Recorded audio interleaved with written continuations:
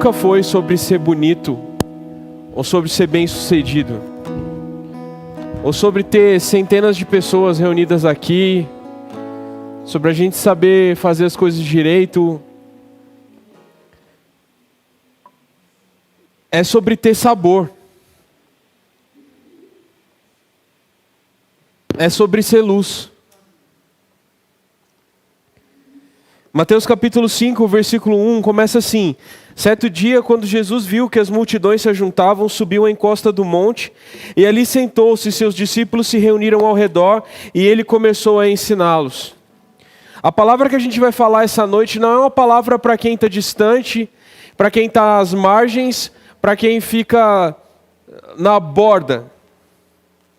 É uma palavra para quem decidiu se aproximar de Jesus. E a gente tem sempre aquela ideia romântica de Jesus na ponta do monte, pique Cristo Redentor, falando alto com as multidões. Bem-aventurados sois vós quando vos perseguirem por causa do meu nome. Mas a verdade é que, lendo esse texto agora, eu cheguei à conclusão que não foi bem assim. Porque é muito claro que Jesus estava aqui falando para os seus discípulos. Ele se assentou e seus discípulos se cercaram nele.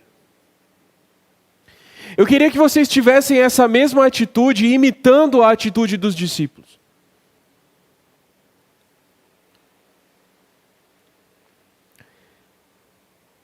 A palavra é o que nos define.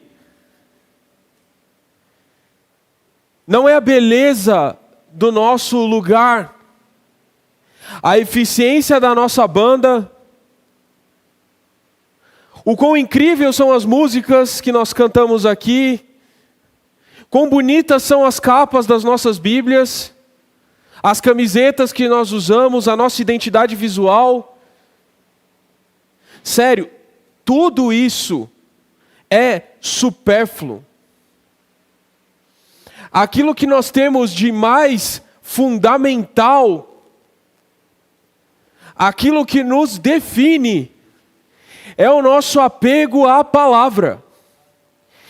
E eu ouso dizer que aquilo que nos distingue é o nosso apego à palavra. E todos nós, ao longo da nossa vida, ouvimos muitas vezes sobre Mateus capítulo 5, com muitas vozes, em muitos tons e muitas diferentes explicações, de todos os diferentes conceitos das pessoas tergiversando sobre as coisas e muitas vezes não atingindo o núcleo mais central de o que é que essa mensagem carrega. E o que essa mensagem carrega é algo muito simples, mas profundamente doloroso de ouvir e ainda mais de falar. Então, vocês precisam ouvir a palavra de Deus.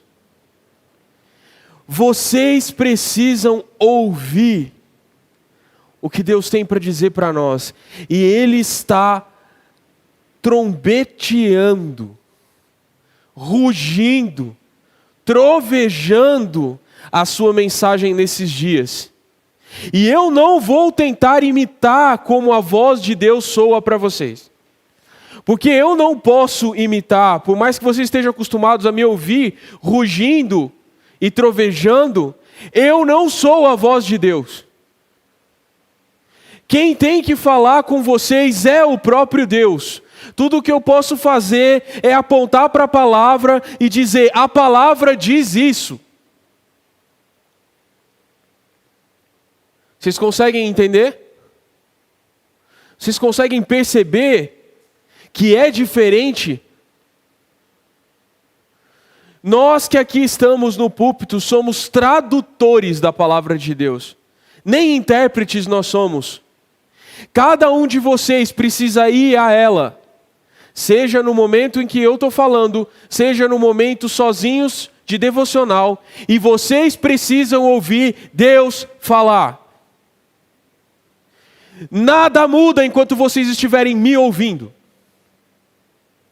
Nada muda enquanto vocês estiverem olhando para o púlpito como um fim em si mesmo.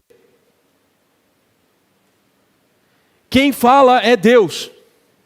E Ele fala ao seu coração aquilo que você precisa ouvir. E isso tem que ser acompanhado de fé.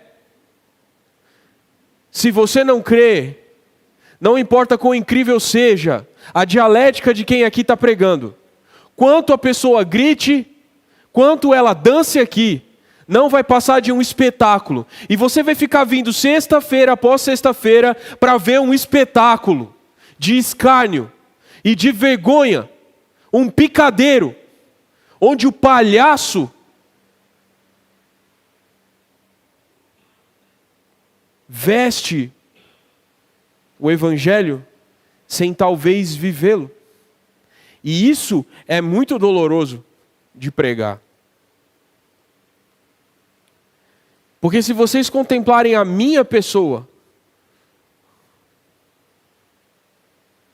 vocês vão se decepcionar. Se o nosso objetivo for ser igual uns aos outros, andar na média da galera, nós vamos ser um fracasso. Nós vamos ser mornos. Porque alguém vai estar mais quente, alguém vai estar mais frio, e a tendência é o equilíbrio térmico. Termodinâmica, é assim que as coisas funcionam. Mornos, todos mornos. Os mais quentes vão esfriar. Os mais frios vão melhorar um pouquinho. E aí todo mundo vai ficar mais ou menos igual. É a cara do cais. Eles têm cara de cais. Que diabo é a cara do cais? Se a cara do cais não for a cara de Jesus, está errado. As pessoas não têm que ver o cais. Essa estrutura vai queimar. As pessoas têm que ver Cristo em nós, independente de onde a gente está. Que camiseta está usando? Que versão da Bíblia que está usando para pregar? Não importa se é CAI, se é CFJW, se é CCC, não importa qual sigla você esteja usando. Não importa que nome tenham dado para você em algum momento, você é Jesus na terra ou não é. A questão é muito simples. Ou você é braço e perna de Jesus, ou você é um impostor. Ou a sua cara parece com a de Cristo, ou você é um impostor, vestido de evangélico, envergonhando o nome de Cristo. Porque você parece uma coisa que você não é. Nossa, Davi, você está muito nervoso. Vocês não sabem o quanto que eu estou nervoso. Porque o evangelho é para ser vivido. Senão, não é evangelho. Mas eu não vou falar as minhas palavras, eu vou deixar Jesus falar as dele antes que eu ofenda alguém. Mateus capítulo 5, versículo 13 diz: vocês são o sal da terra, mas se o sal perder o sabor, para que servirá? É possível torná-lo salgado outra vez? Será jogado fora e pisado pelos que passam, pois já não serve para nada. Vocês são a luz do mundo. É impossível esconder uma cidade construída no alto de um monte. Não faz sentido acender uma lâmpada e depois colocá-la sob um cesto. Pelo contrário, ela é colocada num pedestal, de onde ilumina todos os que estão na casa. Da mesma forma, as suas boas obras devem brilhar, para que todos as vejam e louvem seu Pai que está nos céus. Palavra da salvação.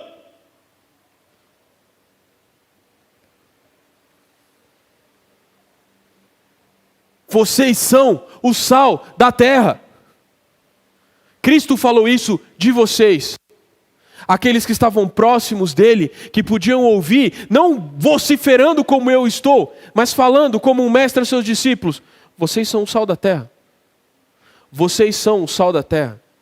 Ele não falou, vocês são como o sal da terra. Vocês parecem com o sal da terra.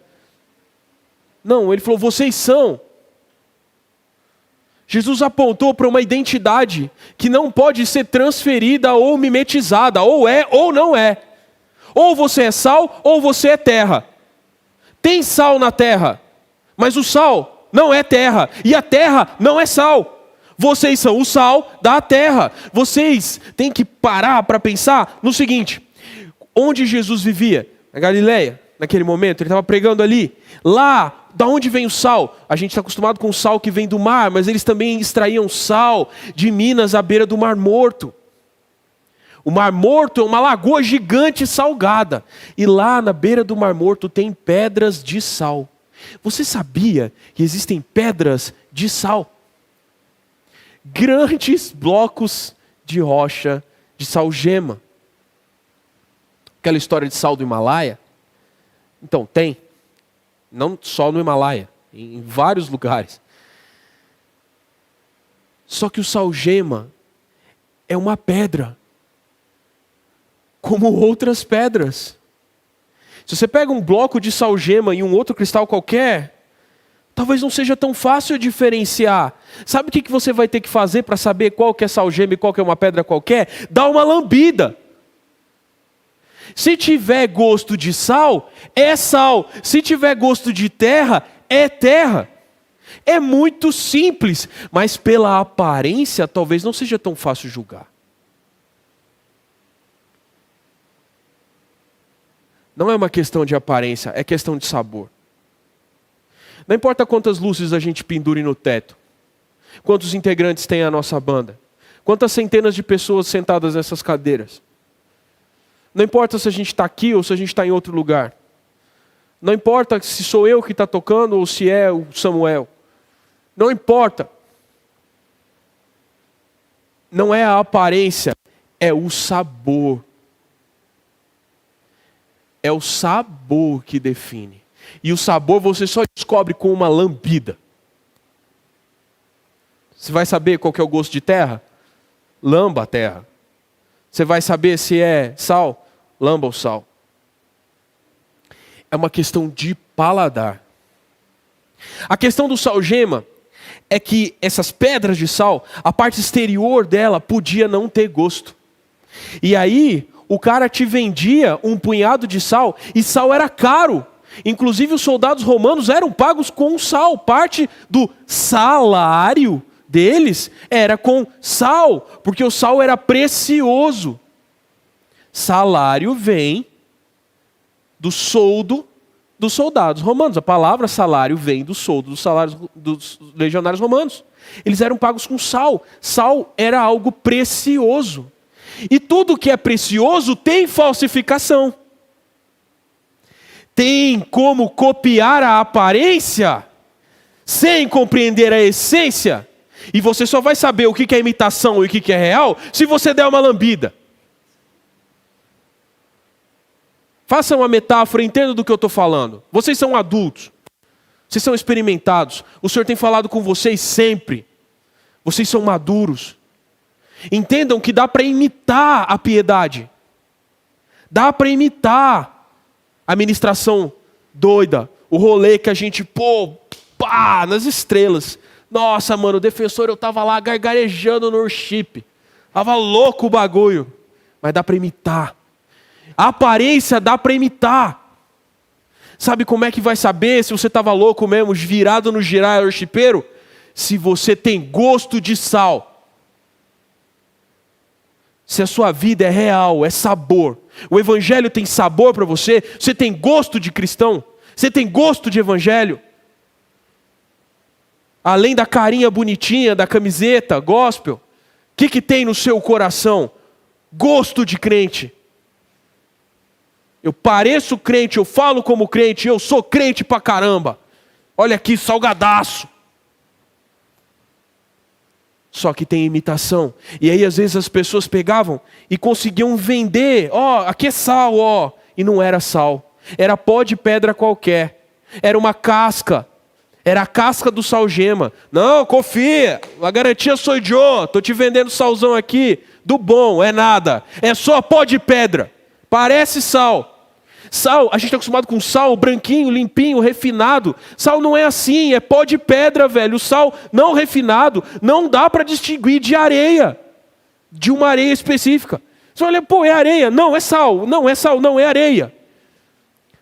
Não é a questão da aparência, é a questão do sabor.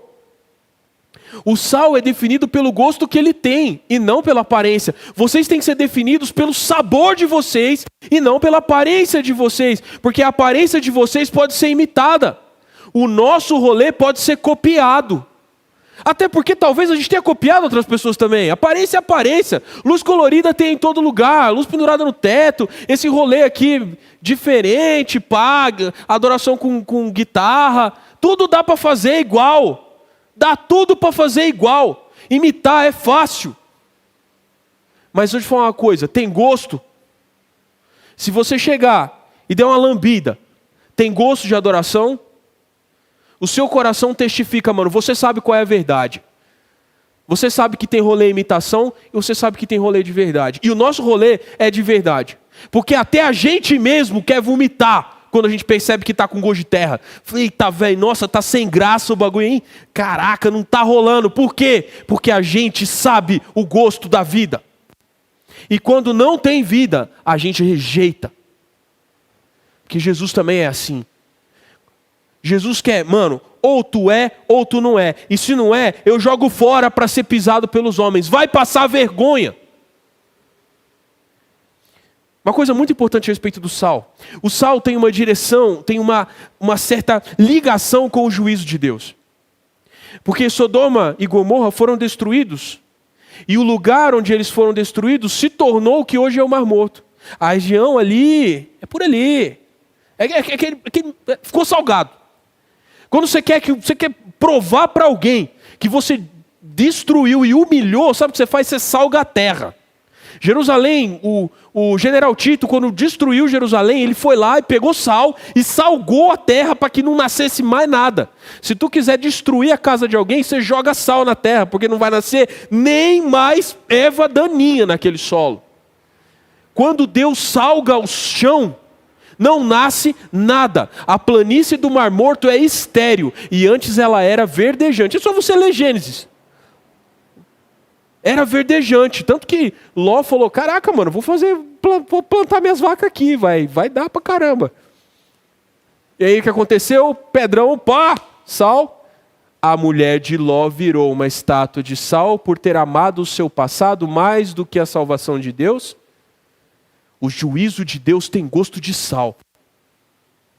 E o cristão verdadeiro, ele é sal no mundo, porque todo mundo olha para ele e lembra do juízo de Deus e fala assim, ih, caraca, esse cara aí, ele vive de acordo com o evangelho. Não vou andar com ele, sabe por quê? Ele é juízo de Deus. Ele tem gosto de sal. Eu não consigo ser mundano perto dele, porque ele tem gosto de sal. Ele me lembra de que existe um Deus sentado no trono e ele não é fofinho. Ele está zangadaço, esperando a hora de ficar de pé e patrolar a terra, para poder plantar aqui o verdadeiro reino. Se você tem gosto de sal, é assim que as pessoas são do seu lado. Eles falam assim, nossa, não consigo fazer piada de mau gosto aqui, não consigo ser preconceituoso, não consigo ser pós-moderno, não consigo ser sacana, não consigo, por quê? Porque tem gosto de sal.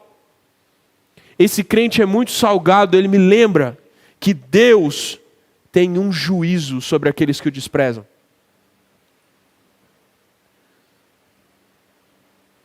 O sal impede que as coisas apodreçam. Sabe, houve um tempo em que não haviam geladeiras.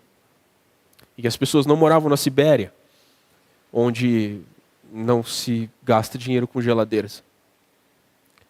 E aí quando você caçava alguma coisa ou matava um animal, se você queria preservar um pouco mais aquela carne, você tinha que salgá-la. Porque o sal impede que acumule umidade e que as bactérias se proliferem. O sal é importante no nosso corpo para controlar a entrada e saída de fluidos na célula. Porque o sal seca as paradas. Não deixa acumular aquela aguinha que vira mofo, que vira bactériazinha, que apodrece a carne. Em toda a carne há podridão. Em toda a carne há bactéria. Em toda a carne há elementos que vão fazê-la apodrecer. Não existe carne que esteja livre de contaminação. Se você pegar um melhor boi criado top, o boi criado com a mais puro creme do milho verde, sei lá, esse boi come milho, e você deixar ele limpo, matar ele na qualidade, pegar aquela picanha selecionada e falar, não tem uma bactéria aqui, ambiente completamente estéril, deixa ela lá. Ela vai apodrecer. Em toda a carne existe o pecado. E a entropia está comendo a gente de dentro para fora. O universo caminha para a destruição. Por quê? Porque o pecado está deteriorando todas as coisas. O pecado deteriora as relações. O pecado deteriora os casamentos. O pecado deteriora as amizades. O pecado deteriora filhos e pais. O pecado deteriora a sua habilidade como instrumentista. O pecado deteriora a sua capacidade de desenhar. O pecado deteriora as contas da sua casa. O pecado come o seu cartão de crédito. O pecado está destruindo você o tempo todo. O pecado consegue fazer aquela coisa linda que Deus colocou na sua vida para te abençoar. Ele consegue apodrecer, ele entra lá no meio, ele vai arraigando e ele apodrece você. Você achou que estava por cima, o pecado achou um jeito de puxar a tua perna e bater a tua cara no chão para te humilhar e te mostrar que você é carne e vai apodrecer. Você é pó e para o pó voltará, a menos que a sua vida tenha sal. Se a vida de Deus for forte em você, se a força for forte em você, você vai desacelerar esse apodrecimento. E aquele relacionamento que era para dar ruim, todo relacionamento humano é fadado ao fracasso. O destino de todos os relacionamentos humanos é o fracasso. Casei com o amor da minha vida, vai dar ruim. Tenho filhos perfeitos, vai estragar. Sou um pai incrível, vai dar ruim. Tenho amigos maravilhosos, vai acabar. Porque o destino de todas as ações humanas é o fracasso completo e retumbante. A menos que Deus intervenha com a sua vida e que haja sal na sua maneira de viver, tudo vai apodrecer. Então salga a sua vida, salga o seu casamento, salga o seu namoro, salga as suas amizades, salga as suas relações.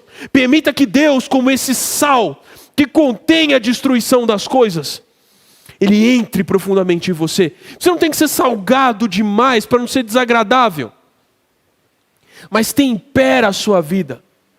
Permita que o Senhor controle e entre e governe cada área do seu coração, cada esfera, cada expectativa.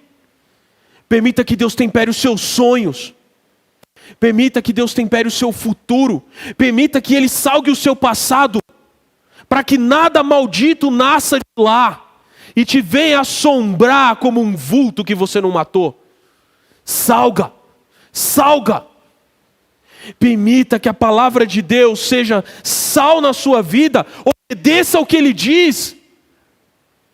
Não se preocupe com a aparência. Se você tiver que confessar alguma coisa que apodreceu em você, confessa e trata.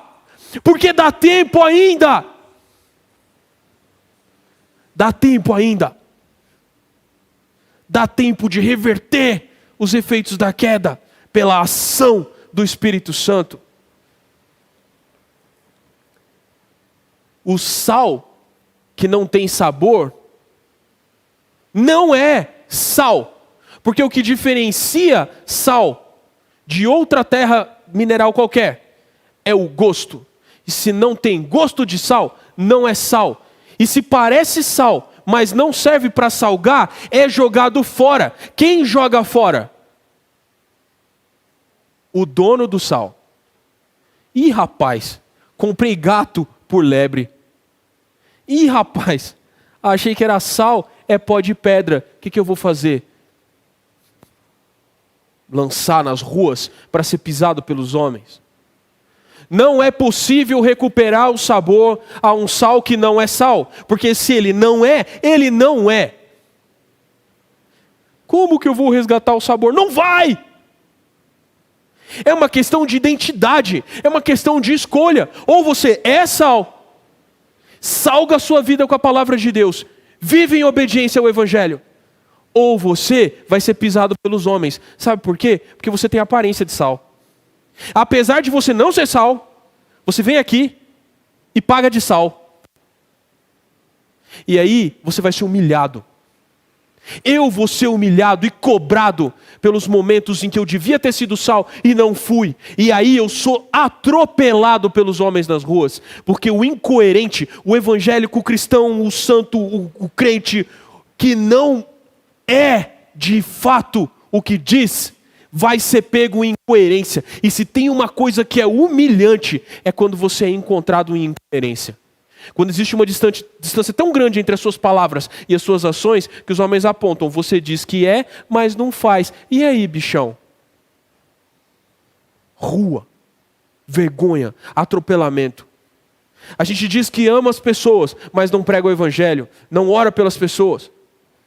A gente diz que ama o louvor, mas vem para aqui para ver um espetáculo. A gente diz que entende o que é adoração, mas não contempla o Senhor no nosso dia a dia. Deixa para fazer isso quando vem para cá. Aí não tem o que entregar, porque louvor é manifestação, adoração é contemplação. Se você não contempla, não manifesta. Que vergonha, vai ser pisado pelos homens. Ai, ai, ai. Não é sal, porque não tem gosto. Parece, mas não é. A incoerência vai ser cobrada de cada um de nós.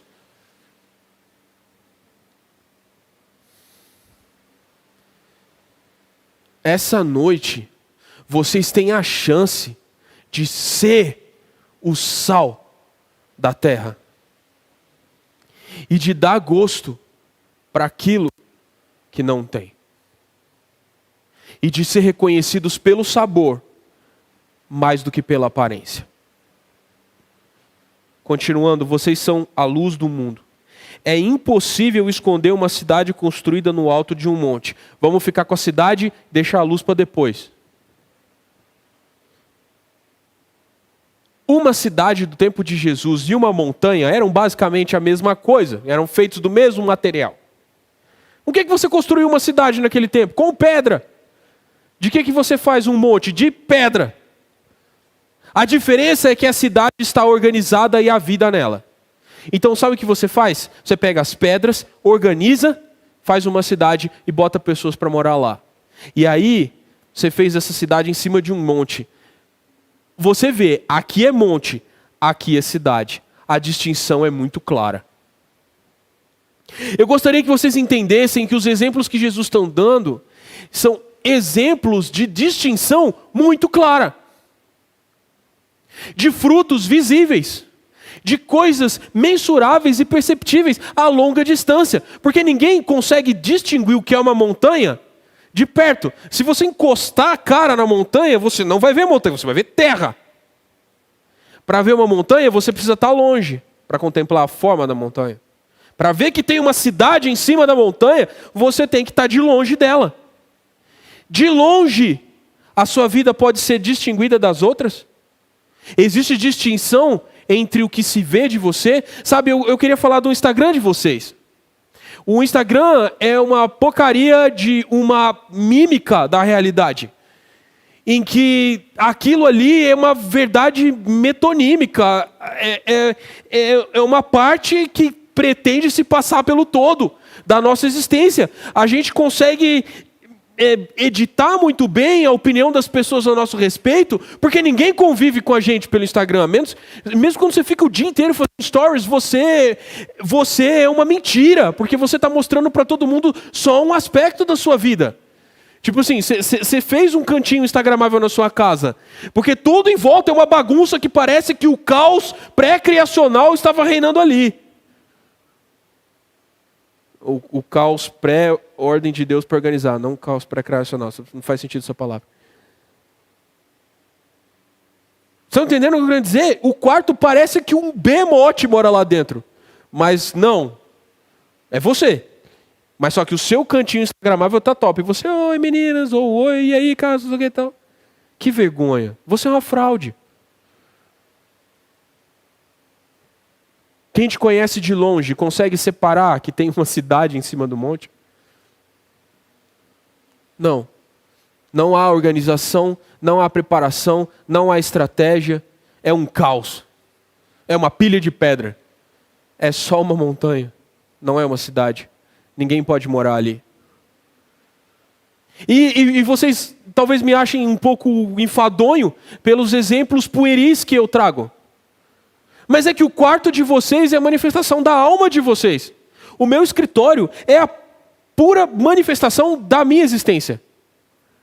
Quanto mais caótico tiver lá, mais caótico está aqui. Porque eu pego toda a bagunça que eu poderia causar uma casa inteira, de 140 metros quadrados, eu faço ali uma pokebola e boto dentro do escritório. É aqui, o caos vai ficar aqui dentro. E quando eu fecho a porta, eu falo, fique aí, caos.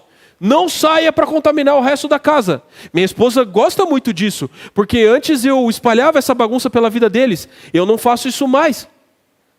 Mas talvez eu tenha aprendido a trancar os meus demônios dentro de um quarto no meu coração. Talvez eu tenha aprendido a esconder muito bem as coisas e não deixar que essa bagunça fique visível para os outros. Aí eu estou pegando a luz e estou botando um cesto em cima. Na verdade, eu estou tentando tampar o escuro para ter uma cara de bonzinho. Mas quem conhece de fato você, quem convive com você, quem não fica travado pelo paradigma da tela, ele olha para você e fala assim, tu tá zoado. Como é que você sabe? Tem poeira no seu escritório suficiente para plantar cenoura. Fala, bom, então não é tanto assim, mas é quase. A vida secreta não deve ser um caos. E a manifestação da vida, através das mídias sociais de vocês, não pode ser um caos. Sabe por quê? Porque até lá você tem que ser luz. Até lá as pessoas têm que olhar e saber diferenciar o que é monte e o que é cidade. As fotos que vocês postam, as coisas pelas quais vocês lutam no Twitter, a militância de vocês, o que é que gasta o tempo de vocês? O que é que vocês consomem? O que está no explorar de vocês? O que o algoritmo oferece para você? Ele te conhece. O algoritmo sonda o seu coração. Ele perscruta profundamente a sua mente. Ele sabe te vender aquilo que você vai comprar. O algoritmo faz um trabalho de imitação do Espírito Santo. Porque quem sonda o coração e conhece a profundidade é o Espírito Santo. Mas o meu Spotify me conhece muito bem. Ele sabe o que me vender. Para me manter distraído da realidade. E a realidade é que eu posso ser sal sem gosto. Mas eu estou constantemente me mantendo ativo aqui, para não perceber a falta de paladar. Estou constantemente me entupindo de alguma coisa que me mantenha distraído a respeito da realidade. Às vezes a gente se alimenta de expectativas. A gente fica sonhando com o futuro para não perceber que o futuro está estragado. Está sem gosto. Ah, mano, quando passar essa temporada vai ser melhor. Deixa acabar a pandemia, aí é nóis. Ou então, quando eu conseguir aquele emprego, ou quando eu passar naquele curso, ou quando eu for chamado para aquela vaga, ou quando eu conhecer uma pessoa, ou quando eu deixar esse lugar, ou quando eu mudar daqui, ou quando eu, sei lá o quê. Eu não sei o que é que você colocou na sua cabeça que vai mudar a sua vida. Não vai. Você vai levar os fantasmas do passado todos com você. A menos que você os mate salgando. A menos que a palavra de Deus termine com os seus fracassos de caráter. Você vai levar as coisas para um lugar. Você vai sair de uma caixa. Estou saindo da caixa. Aqui, a cabeça abriu. Saí da caixa. Caiu numa caixa maior. Aí da caixa maior cai em outra maior. Você continua um rato de laboratório, sendo experimentado pelo mundo. Fracasso. Ou você é sal, ou você vai passar vergonha? Porque não tem como esconder a luz.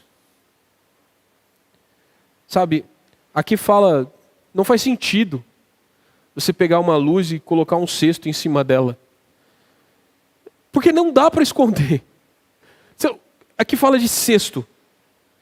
Vamos usar a tradução da NVT, because of reasons.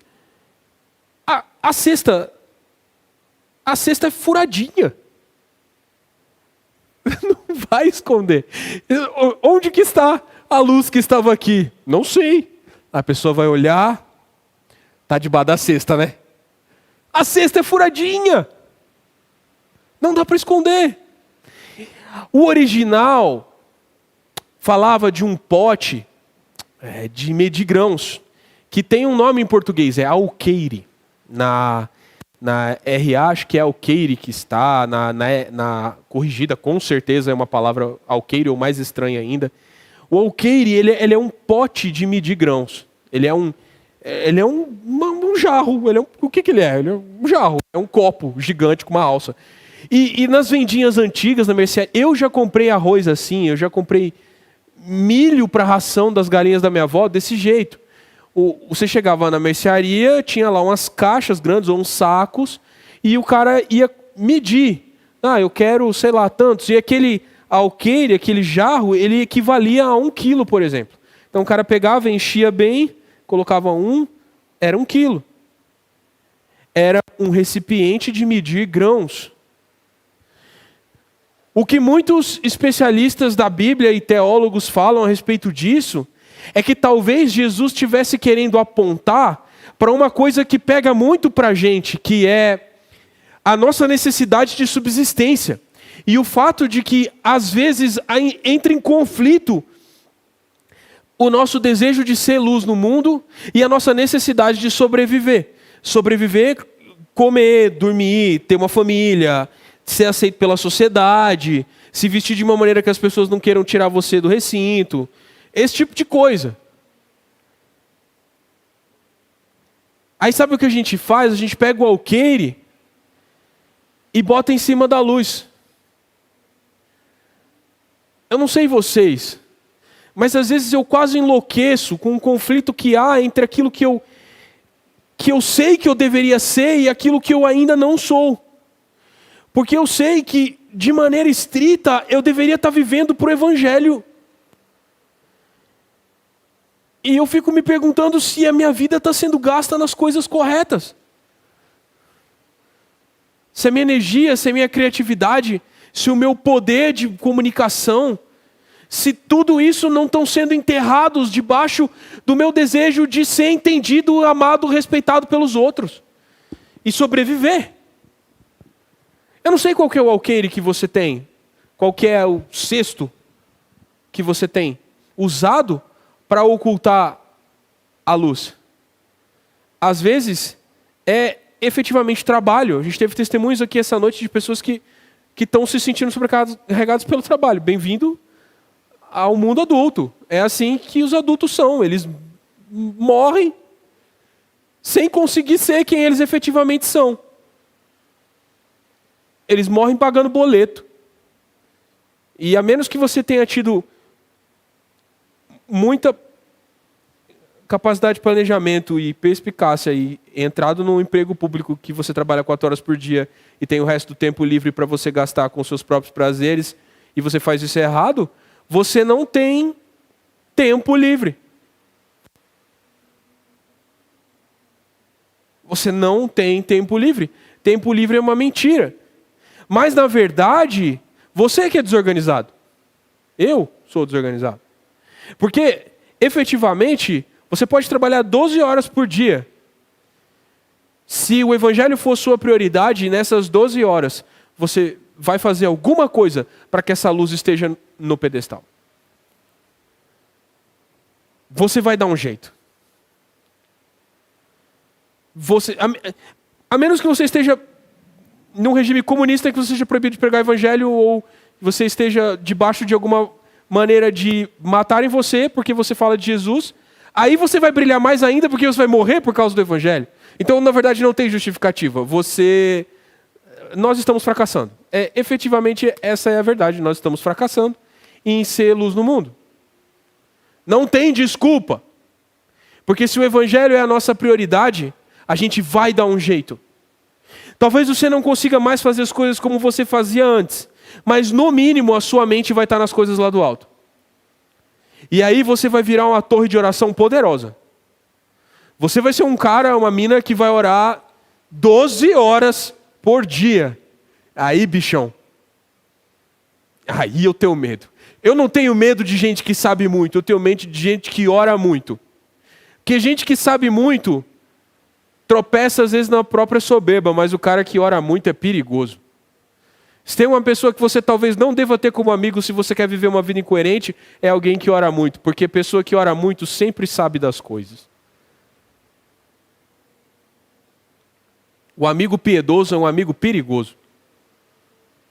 A amiga piedosa, também conhecida entre nós como irmã do coque, é perigosa. Maria Clara sabe do que eu estou falando. Os rolês são mais embaixo.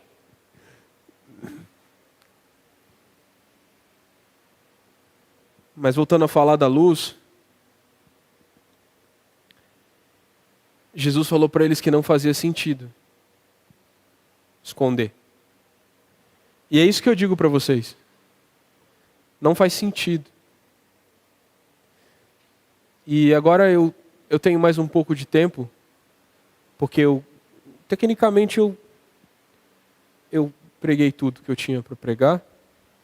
E eu não abri a minha sinopse. Eu falei que eu ia fazer isso. Tem alguns trechos que eu queria ler para vocês, antes de chamar a atenção de vocês em alguma coisa. Eu não vou ler isso não. Eu vou ler isso aqui. Eu queria que vocês abrissem a Bíblia de vocês, não confiassem na projeção, apesar de que ela vai projetar, mas não tem sentido vocês terem uma Bíblia e vocês não usarem. Eu acho vergonhoso, mas tudo bem, aí é vocês. Porque eu queria que vocês pegassem a caneta de vocês, vocês riscassem isso aqui, e vocês colassem alguma coisa grande, tipo um adesivo gigante, assim, ó, tipo o que eu faço assim, ó, sabe? Só que mais espalhafatoso e menos bonito. Eu queria que vocês guardassem esse verso. Eu estou um pouco furioso hoje, desculpa. A referência é 1 Tessalonicenses 5. Aí eu vou ler e deixar Paulo bater em vocês. Não em mim também, né? Porque eu apanhei bastante, então. Não é necessário, irmãos, que eu lhes escreva sobre quando e como tudo isso acontecerá. Ele está falando da vinda do Senhor. Pois vocês sabem muito bem que o dia do Senhor virá inesperadamente, como ladrão à noite. Se o ladrão falasse quando ele vem, todo mundo preparava o porrete. Mas como ele não fala, a gente tem que estar com o porrete o tempo todo ao alcance da mão. Certo? E isso é literal em algumas casas. Pois vocês sabem muito bem que o dia do Senhor virá inesperadamente como ladrão à noite. Quando as pessoas disserem tudo está em paz e seguro, então o desastre lhes sobrevirá tão repentinamente como iniciam as dores de parto de uma mulher grávida, e não haverá como escapar. Quero te dar uma notícia. Ainda não é agora. Se você acha que o Senhor está vindo porque o mundo está debaixo de uma pandemia, eu quero te acalmar. O Senhor pode estar vindo para você, mas para o mundo, ainda não. Sabe por quê? Porque não está todo mundo falando paz, está tudo tranquilo. Não, a galera está virada na guerra. A China quer entrar em guerra com os Estados Unidos e o negócio vai ficar louco. Relaxa, gente. Mas lembre-se que o Senhor pode vir para você como um ladrão, então não relaxe tanto assim. Mas eu acho que está mais perto agora do que estava antes desses dias. E lembrem que não necessariamente todos nós iremos ao mesmo tempo. O Senhor não virá para todos nós ao mesmo tempo. O Senhor veio para alguns do nosso meio nesse ano. E sinceramente, é difícil, mas é consolador saber que Ele está vindo para alguns de nós. Ele está cumprindo a promessa.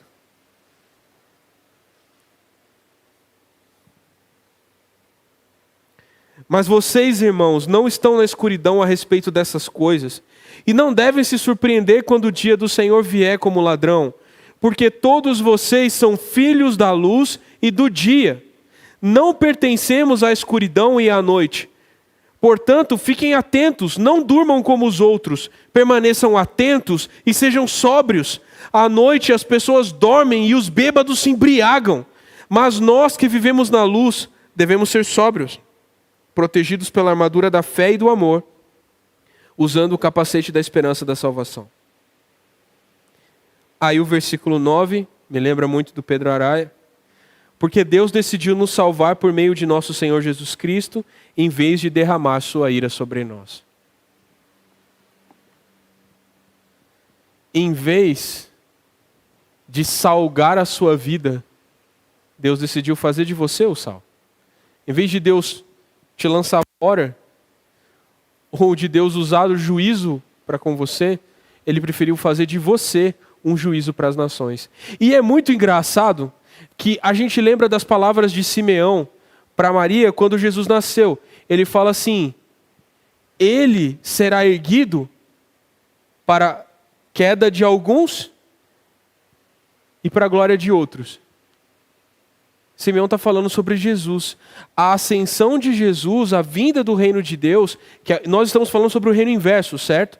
Nós estamos falando sobre o fato do reino de Jesus ser diferente dos reinos desse mundo. Ao contrário. Isso quer dizer que a vinda do reino de Jesus vai terminar com boa parte das coisas que nós consideramos brilhantes e importantes. E você sabe que isso é uma coisa que a gente não pensa? Por exemplo, eu gostaria muito de ser reconhecido como um grande designer gráfico e ser uma referência dos designers de igreja no Brasil. Gostaria. Eu tenho capacidade para isso. Mas sabe o que é isso? Nada. Porque quando o reino de Jesus vier, não será preciso designers gráficos, eu acho. Não vai ter muito sentido a gente fazer placa de igreja, porque Jesus veio. E aí a minha glória como o maior designer gráfico de igreja do Brasil danou-se, pegou fogo. Por exemplo, eu posso gastar muito dinheiro em uma guitarra fantástica, mas quando Jesus vier, eu vou cantar melhor do que as guitarras e não vai precisar mais de guitarra. A gente vai fazer um templo muito bonito aqui, um salão de reuniões incrível. Mas quando a Nova Jerusalém descer, não vai ter templo. E aí a gente vai transformar esse lugar em uma coisa mais útil para a sociedade do que um salão que só funciona no final de semana. Vocês estão entendendo o que eu quero dizer? O reino de Jesus vai destruir com as coisas que a gente acha legal. A roupa que a gente pagou tão caro, velho, não vai precisar, a gente vai ter uma veste branca maneiraça. E a gente não vai querer trocar a roupa glorificada por qualquer outra coisa. O reino de Jesus é melhor do que sucesso.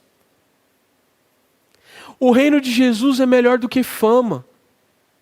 O reino de Jesus, todas as outras coisas que a gente ganha aqui, ou elas são para colocar a gente no reino de Jesus, ou elas vão ser destruídas. Porque se elas concorrerem com o reino de Jesus, ele vai destruir. E se for algo sem sal na sua vida, ele vai lançar fora. As expectativas que nós criamos de sucesso e futuro e glória e papapá, elas concorrem com o reino de Jesus. Porque elas querem tomar espaço no nosso coração que deveria ser da expectativa de tê-lo. E aí sabe o que vai acontecer? Pouco a pouco, ele vai salgar, ele vai iluminar. E vai ser lançado fora. A verdade é que o verdadeiro cristão, ele não vive com expectativas muito longas e não carrega o passado. Ele não projeta o futuro e também não carrega o passado, ele vive agora. Porque agora é o que ele tem e todo o resto ele entregou ao Senhor. O mesmo Deus que anula o nosso passado pecaminoso também nos impede de ansiar por um futuro glorioso longe dele. E você quer que Deus trate com o seu passado, mas não quer dar a ele o seu futuro. Você quer que o Senhor perdoe o seu pecado, mas não quer que ele entre nas expectativas que você criou para você mesmo de ser alguma coisa ou alguém. Bem-vindo ao reino de Jesus, onde as expectativas são destruídas. E o futuro é glorioso nele, porque todo o resto perde o sentido.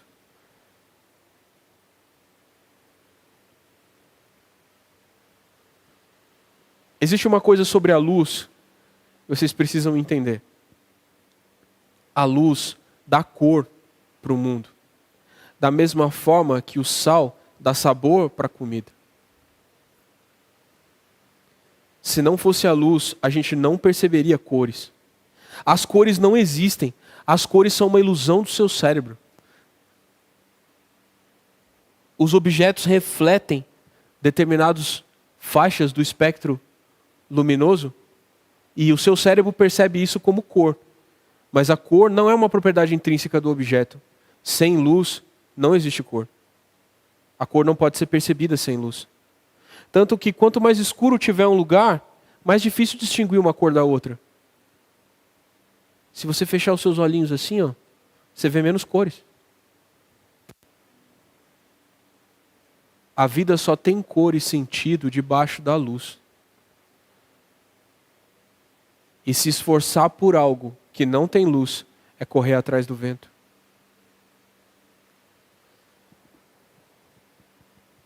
Eu não quero que nós sejamos conhecidos pelos... Não, eu vou formular isso melhor. Eu não quero que nós sejamos conhecidos pela aparência. As pessoas nos distinguem pela aparência. Muita gente conhece o Cais e faz o corte disso aqui, tá? Aqui, ó. Corte. Vou marcar aqui, ó. Editor, você sabe onde é que é o sinal. Provavelmente eu vou cortar. As pessoas nos julgam pelo que elas veem de nós. Elas veem a nossa luz, elas veem o jeito que a gente toca e canta, elas veem as fotos que a gente tira dos nossos momentos. Ilusão. É ilusão. Ei, você que está acompanhando a gente pelo Instagram, onde é que está a câmera? Qual câmera que está em mim? Ei, você, é uma ilusão. Você que acompanha a gente só pelo YouTube, só pelo Instagram, é uma ilusão. Não é a realidade. É uma caixa, é um recorte da realidade. A realidade não é o que você está vendo aí. A realidade é o sabor que a gente tem. E o sabor que a gente tem só pode ser percebido andando com a gente, no dia a dia. O que acontece aqui é um derramar de quem a gente é. E é por isso que às vezes o Cais não faz sentido. Porque quando a gente não se dedica ao Evangelho de maneira completa, o resultado é o esfriamento geral. O resultado é a perda geral de sabor. Eu e o Bruno, à frente de vocês, talvez sejamos os maiores culpados por isso. Porque quando a gente reduz a marcha, desacelera, todo o rebanho sente. E eu falo rebanho para não ofender, porque na verdade a gente usa a palavra matilha, né? Porque vocês são uns bichos, não são as pessoas. Eu não quero que vocês sejam conhecidos pela aparência. Eu não quero que as pessoas conheçam a gente por nós sermos bonitinhos, por a gente ter um louvor contemplativo, em que as pessoas sintam uma vibe. Eu quero que dane-se a vibe. Eu quero que as pessoas vejam fúria e verdade de quem entendeu o Evangelho por trás da letra da música. e que consegue martelar o mundo com cada canção. E que cantando, vocês sejam assustadores. Proclamando a verdade do evangelho por trás de cada canção. Ao ponto de que eles podem arrancar os nossos instrumentos de nós, mas não podem arrancar a verdade que nós proclamamos. Vocês estão prontos para isso? Eu diria que não. Porque às vezes é muito difícil fazer vocês entrarem num estado de graça. Porque vocês não são inocentes. Vocês conhecem o mecanismo. Sabem como funciona. Sabem que não existe louvor sem adoração.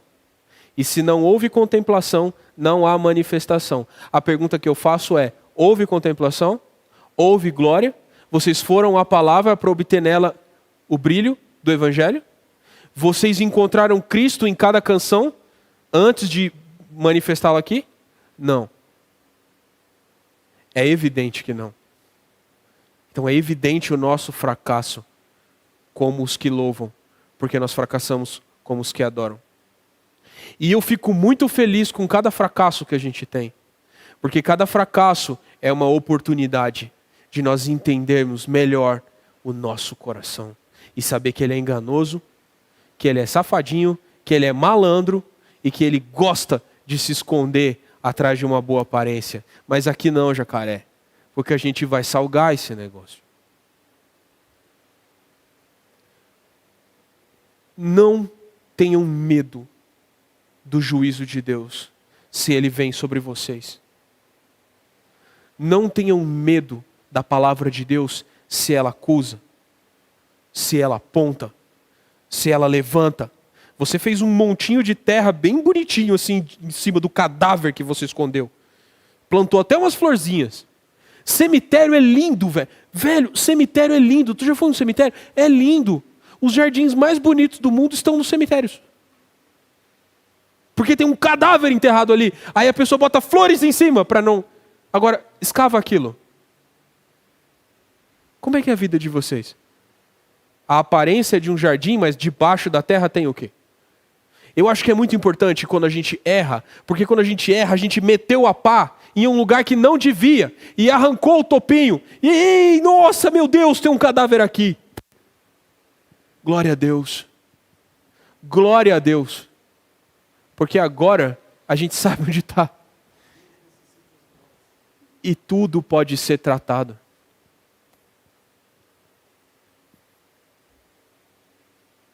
Quem está vendo a gente de longe, entendeu uma parte. Vocês que estão vendo de perto, entenderam um pouco mais.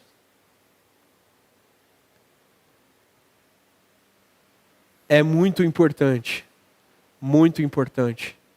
que a gente entenda que o lugar da luz é no pedestal. E que isso não trata só de um coração. É uma questão de obras, de boas obras. E que os homens precisam ver em nós boas obras. Os homens precisam conseguir perceber os frutos do Evangelho na nossa vida. Seu pai, sua mãe, seu cachorro, seus filhos, seu professor, seu namorado, seu noivo, tio, seu avô, seu chefe, seu colega de baia, tem que conseguir perceber os frutos, a luz e o sal. Ele tem que conseguir ver essa cidade edificada sobre o monte. Gente, eu estou falando de ações. Eu não estou falando só de coração. Abram a boca de vocês para falar. Saiam da penumbra. Se bem que a maneira como a gente organizou essa iluminação promove muita penumbra. Talvez seja necessário ligar a luz do fundo para vocês acordarem. A vida de vocês tem que estar na luz, porque vocês não são crianças. Vocês conhecem o dia e sabem que o Senhor vem como um ladrão. Sabe que Ele vem sem avisar. Mas nós estamos sendo alertados dia após dia de que as nossas obras precisam ser obras de luz. Quando isso acontecer, não são vocês que vão ser louvados, é o Pai. E eu rogo a Deus, talvez isso devesse não ir para a transmissão, porque eu estou entregando o ouro para o bandido. Mas eu rogo a Deus pelo dia em que o cais vai deixar de ser uma incógnita para as pessoas e vai se tornar uma resposta. Porque em certa medida, nós ainda somos uma incógnita. Do que se trata esse encontro? O que é esse ajuntamento? O que são vocês? Vocês não são isso, não são aquilo e também não são aquilo outro. É muito fácil dizer que vocês não são, que nós não somos. Mas o que nós somos? Quem nós somos? O que nós somos?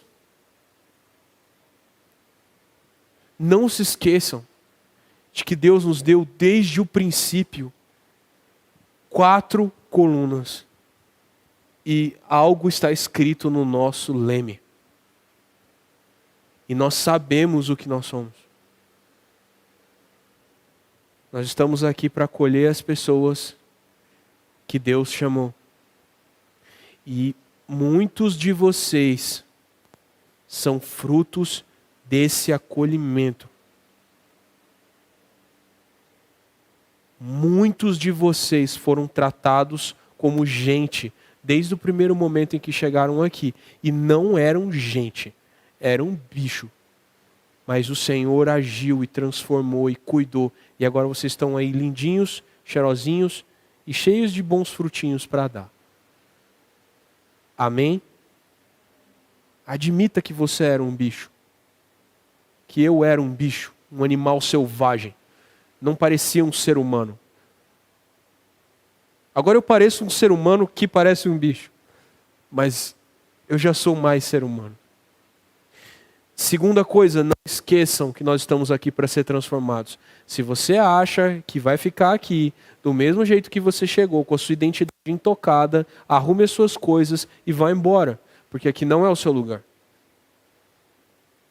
Aqui é um lugar em que o Evangelho vai tocar você e você, por decisão, vai permitir ser transformado pelo Espírito Santo até que você não seja mais um bicho e seja gente.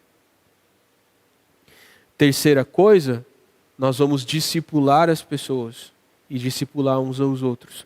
As nossas vidas não vão conseguir ser vividas separadinhas mais, porque a vida de um vai influenciar o outro até que todos sejam mais parecidos com Jesus. E quarto e último, que é onde vocês emperraram, e que é onde está a incógnita a respeito da nossa identidade. E eu estou falando isso com a liberdade que eu tenho enquanto alguém que conhece vocês e que ama vocês e que tem dado muito da vida por vocês.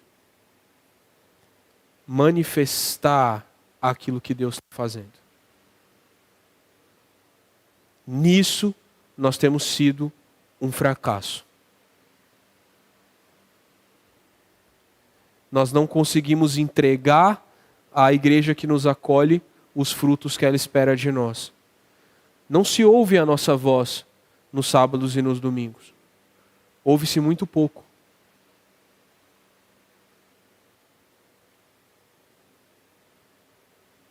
Manifestar é tirar para fora, é dar Eu tenho que comunicar.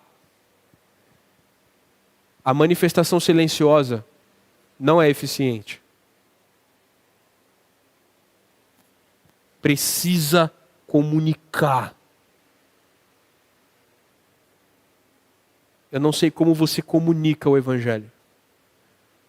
Mas qual é a sua linguagem? Eu não sei.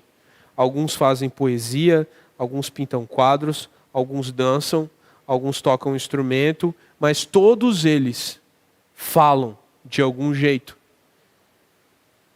Todos eles falam. E eu gostaria muito que vocês parassem para pensar em como que isso chegou a nós. Isso chegou a nós porque alguém escreveu. Isso chegou a nós porque alguém falou. Porque se nossos pais na fé tivessem guardado a manifestação do Evangelho para eles, o Evangelho teria acabado na primeira geração de discípulos. Pedro levantou e com suas palavras 3.000 pessoas foram convertidas. Depois 5.000. Paulo viajou o mundo inteiro falando em cortes reais e diante de juízes. Falou.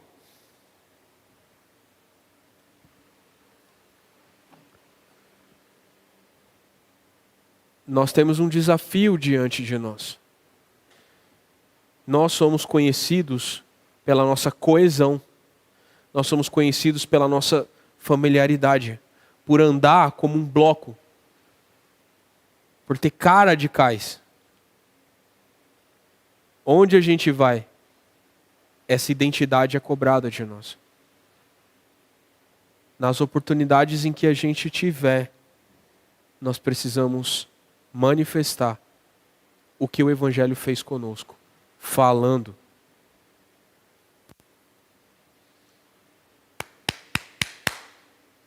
O tempo da contemplação acabou. Agora é hora da gente falar. Todos vocês estão prontos para isso.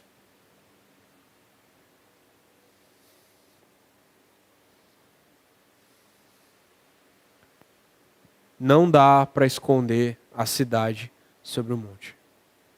E se o Senhor fez de nós uma cidade, não dá para esconder. Amém? Queria pedir desculpa para vocês pelas palavras duras e pelo excesso de selvageria dos meus exemplos, mas é que a gente morre toda vez que a gente dá uma mensagem. E custa mais caro para quem fala, porque foi atingido pelo menos 2 vezes. Quando estudou foi atingido, quando falou foi atingido de novo. Queria que vocês ficassem de pé, cada um de vocês, e cada um de vocês fizesse uma oração de arrependimento e de renovação desse compromisso de vocês com a manifestação do Evangelho. E eu queria que vocês fizessem isso em voz alta. Vai ficar cacofônico, vai ficar feio e ridículo. Ótimo. É o mínimo que eu espero do Cais. Comecem a orar, queridos. Jesus, eu quero te pedir perdão pela dureza do meu coração, pela minha ausência, pela dificuldade que eu tenho, Senhor, de ser constante. E por quanto eu tenho escondido da luz que o Senhor fez de mim, debaixo de tantos alqueires diferentes. Eu te peço, Senhor, que tenha misericórdia da minha alma, perdoe os meus pecados e me faça uma nova pessoa que ama não só entender o Senhor, mas também explicar a teu respeito, falar de ti, Senhor.